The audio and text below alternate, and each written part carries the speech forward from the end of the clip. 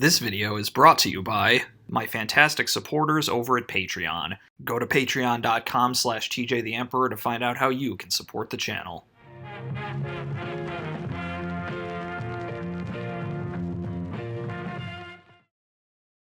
Hi friends, this is Part 8 of the Complete Xenogears Reference Guide. As always, if you notice anything I forgot or got wrong, leave me a comment about it, and if I get enough of them, I'll make an addendum video and give you credit for whatever you found. Alright, enjoy the video.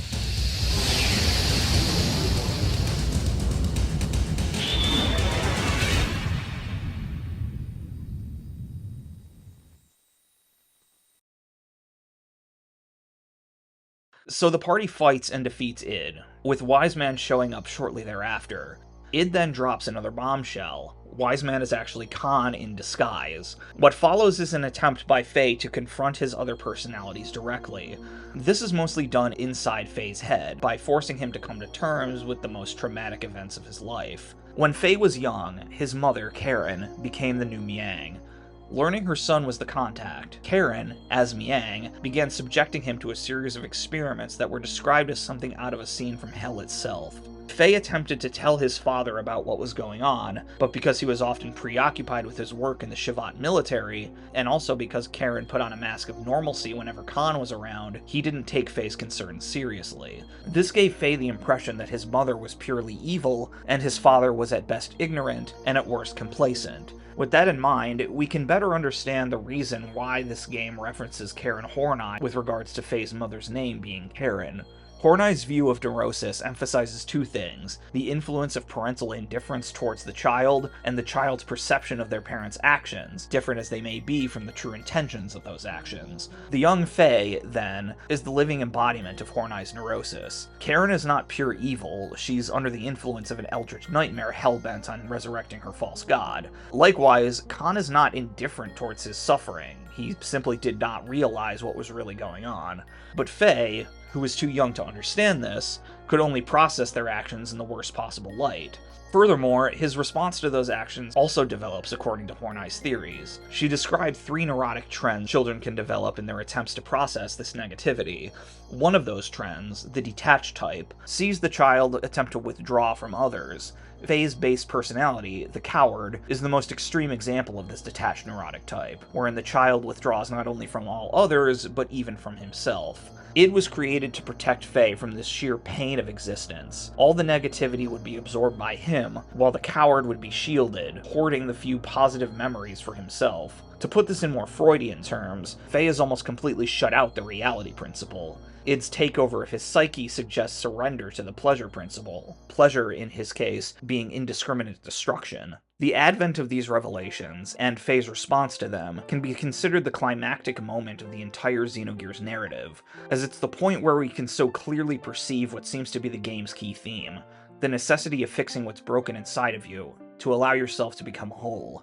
Xenogears draws from a number of different religious and psychological traditions, sure, but the major trend uniting them, as the game seems to suggest, is the necessity of this journey to wholeness, what Jung calls individuation.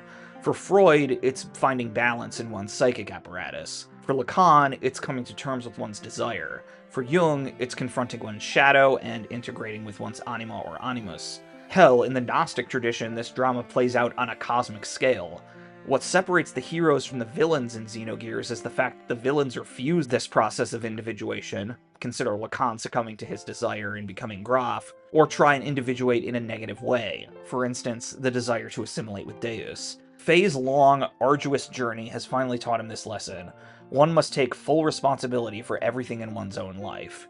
Id, the coward, they're all a part of him. Fracturing one's experience, as Faye did, will only cause you to see the world in an imperfect light, as Id saw only pain and hatred because of the coward's hoarding of all the positive memories. Life is much more complex than his fractured personalities would believe. Faye's acknowledgement of this fact allows for their reintegration, and with this, Id deems him worthy of recalling the memories of his past lives, including Lacan, Kim, and Abel.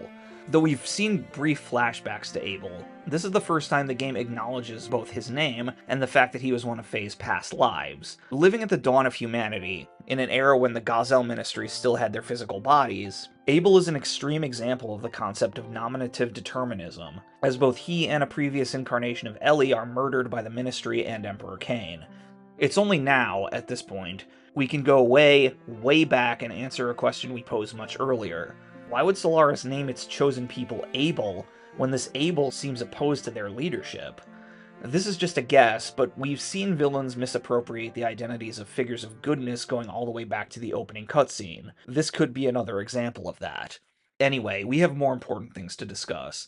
After successfully reintegrating his personalities, Faye finds himself standing before a divine being residing within the Zohar, known only as the Wave Existence. Now, a quick note before we continue. When Faye is introduced to the Wave Existence, it says to him, "I am Har." This line is the source of a fair bit of confusion. The fact that the word Har is capitalized makes it seem like it's a proper name, like it's the Wave Existence's first name even.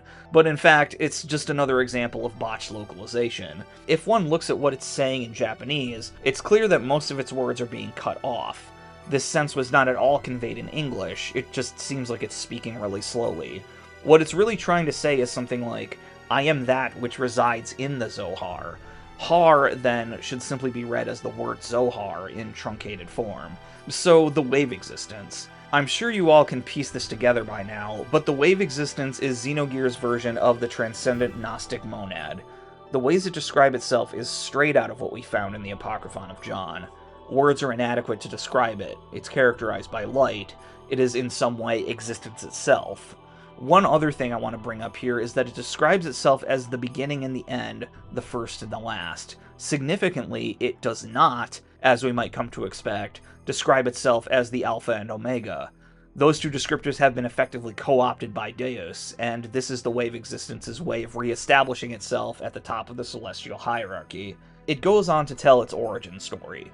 During a connection experiment with the Zohar thousands of years ago, the Wave Existence was pulled from a higher dimension and essentially imprisoned within the Zohar. It says that it traveled from that higher dimension to this one via the Path of Sephirot. Sephirot being a reference to the 10 spherical components of the Kabbalistic Tree of Life, which, for the sake of simplicity, could be considered Kabbalah's version of the Gnostic Pleroma. Also, I would be remiss if I didn't mention the name Sephirot. The fact that Final Fantasy VII, the game that Xenogears was at one point meant to be, has a villain named Sephiroth is probably not a coincidence. Alright, time for another necessary exposition dump.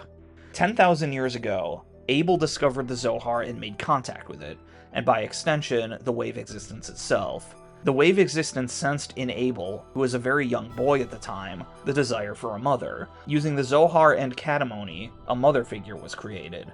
This was the original Elly. In this act of creation, part of the Wave Existence's essence was transferred into both Abel and Elly. Elly received its will, while Abel received its power.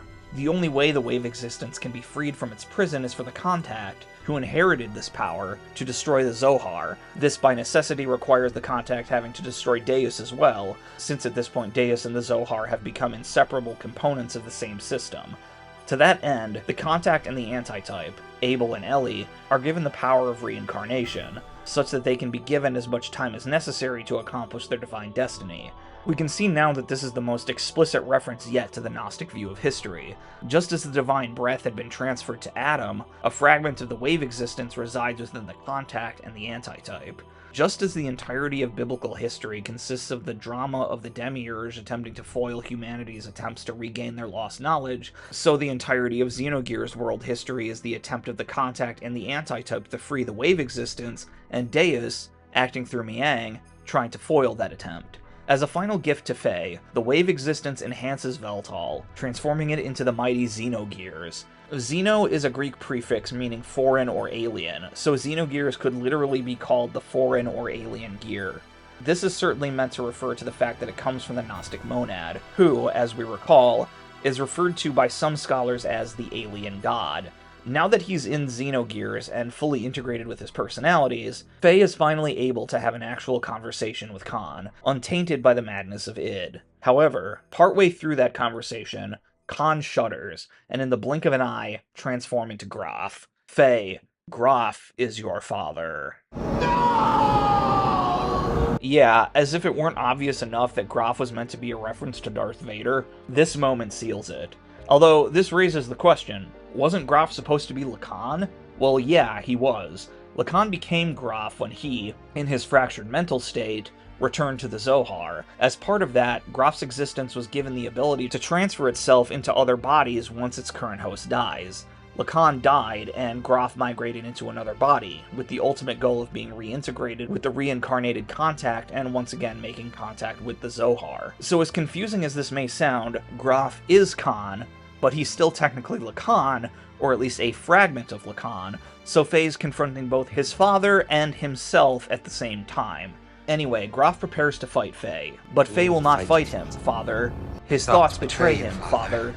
He can feel the good in him, the conflict. Yeah, this scene is very similar to Luke and Vader's final confrontation in Return of the Jedi. It's so similar that I actually found it funny. And can I just say before we continue, Lacan is a man who was seduced by the dark side of the Force because he desired the power to stop the people he loves from dying. The transformation of Lacan to Grahf is so close to that of Anakin Skywalker to Darth Vader in Revenge of the Sith, which is impressive considering that when Xenogears was released, The Phantom Menace wasn't even in theaters yet. Anyway, unlike Luke, Faye does eventually have to fight his father, for Grahf uses the rest of his friends as bait. With the power of Xenogears, he's able to defeat him, but he will not kill him. The insight he's gained from his journey shows him that Grahf and him are the same. He needs to become whole as well, and Faye sees within him the potential to make that happen. That insight provides the impetus for Grahf to have his moment of redemption. The Zohar, being a component of Deus, wishes to absorb Faye, as the contact is, in a weird way, also a component of Deus. Grahf, who as a fragment of Lacan still retains a portion of the contact's will, can fool the Zohar into absorbing him instead, allowing Faye to escape. The man who had been so consumed by the dark side has, in his final moments, rediscovered the light, and sacrificed himself for the sake of his son. Even in death, Grahf echoes Darth Vader. Afterwards, Faye, now in possession of not only the memories of his other personalities, but those of every other previous contact from across the millennia, bring the party to the ruins of Katamoni, the point of origin for all life on this planet. What he says are mostly variations of things we already know from the previous scenes, so thankfully we don't have to spend too much time here.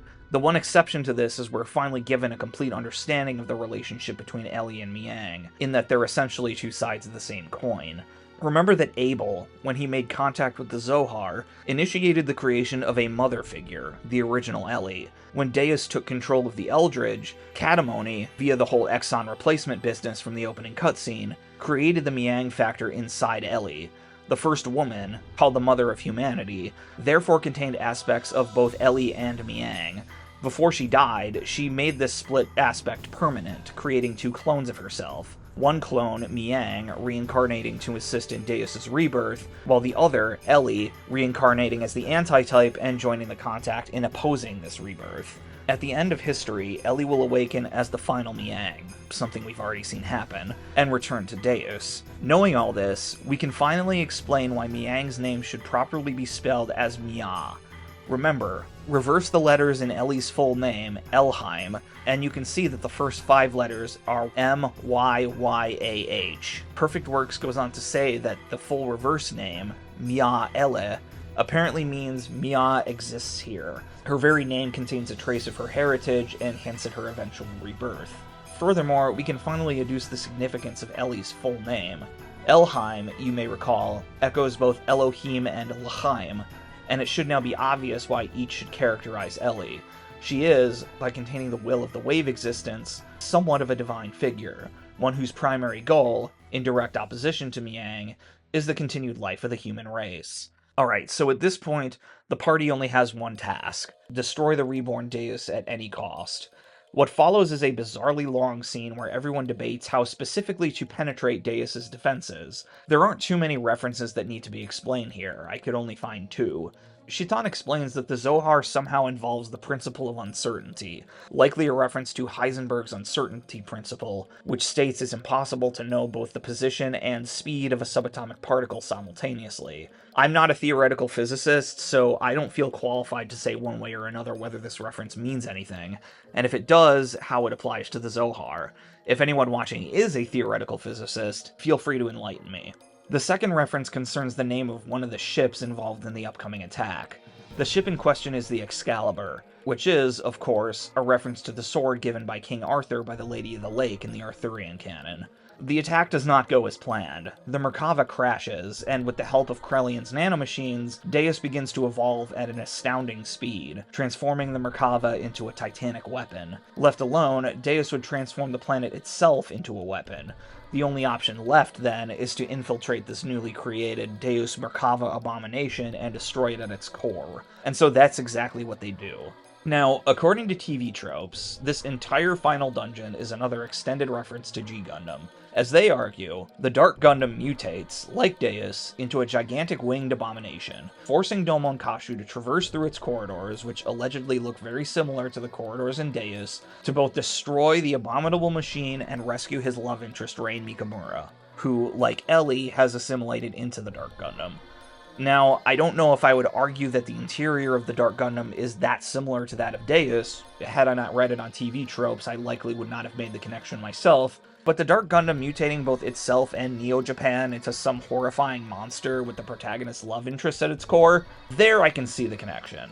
G Gundam references have been abundant throughout the game already, so ending on one more seems appropriate. The party eventually reaches Deus, fighting it along with 4 of its strongest minions called Pillars. The names of the 4 pillars, Harlute, Marlute, Metatron, and Sundel, are all references to angels. Harlute and Marlute are likely meant to suggest Harut and Marut, 2 angels mentioned in the Quran's 2nd surah.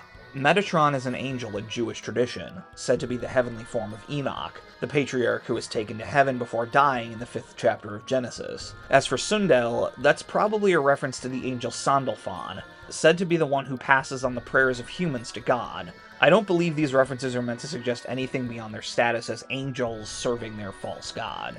After a long and difficult fight, Deus is defeated. As a result, the Zohar is destroyed, and because the Zohar powers all the world's gears, the party is immobilized. Furthermore, without the Zohar, the wave existence is able to break free.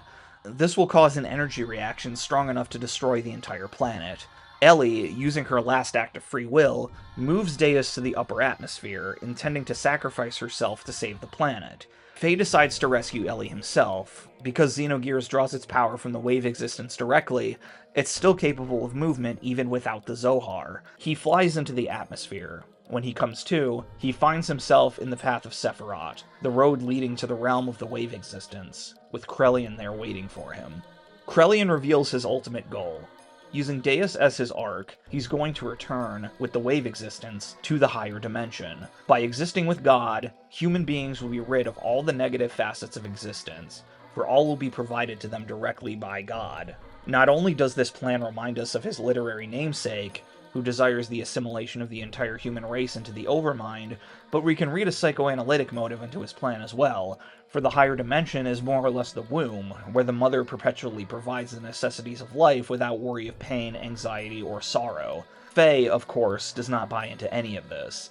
Assimilation into the higher dimension would by necessity lead to not only the complete loss of free will, but the loss of any sense of individuality. Remaining bound to our ego may cause us pain, but the pain is worth the alternative. Furthermore, though humans are imperfect, they can help each other and overcome whatever obstacles may stand in our way. Krelian may have been trying to follow Sophia's teachings for over 500 years, but in just a few seconds, Faye demonstrates that he has infinitely more understanding of the tenets of the Nissan sect than Krelian ever did. In response, Krelian challenges Faye to demonstrate the power of human beings. He summons the final boss of the game, an enormous snake-woman hybrid called the Urobolus. Now, we've seen the Urobolus once before. It was the ring-shaped structure Krelian discovered in Elly's genetic code. The fact that we're fighting it here, at the end of the game, brings so many of the game's symbols and references back around, pun intended, full circle. Genetically, Urobolus is the factor allowing for the continual regeneration of Miang and Elly. Ergo, it's literally keeping humanity shackled to an endless cycle, appropriate given what the Ouroboros really is, of death and rebirth. Escaping this cycle is the only way for humanity to be free. That being the case, it makes sense that the Urobolus we see here resembles both Miang and traditional depictions of the Gnostic Demiurge, the 2 unconditionally evil forces we've encountered throughout the game. Faye destroys Urobolus, and reunites with Elly. Krelian decides to remain in the higher dimension and live with God eternally. He considers himself beyond human redemption, and nobody can convince him otherwise. Faye and Elly return to the planet on board the Xenogears, reunited with their friends, and ready to confront this unknown new reality they've created. The credits roll, and at the very end, we're given one final reference. Xenogears Episode 5. One more callback to Star Wars. And with that, the game ends. Run through the cold of the night as passion burns in your heart. Ready to fight, a knife held close by your side. Like a proud wolf alone in the dark, with eyes that watch the world, and my name like a shadow